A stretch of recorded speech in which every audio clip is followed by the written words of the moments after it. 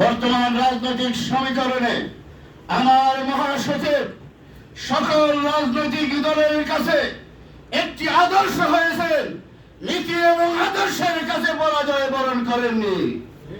আজ ইসলামের নামে কয়েকটি রাজনৈতিক দল ঐক্য চান, অথচ একটি ইসলাম বিদ্বেষী রাষ্ট্রের কাছে গিয়ে আত্মসমর্পণ করেন, মেহমান হন।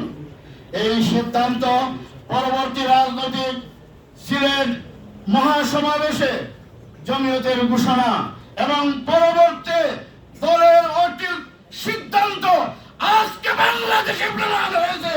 আওয়ামী দুঃশাসনের কথা যারা বলেন, 4 আগস্টের আগে যারা রাজপথে থেকেছেন, তারা আজকে সুশীল শাস্তি চান, আওয়ামী লীগ বিরোধী শাস্তি চান। আজকের আমি এই সমাবেশ থেকে আমার সংগ্রামী মহাসচিব সহ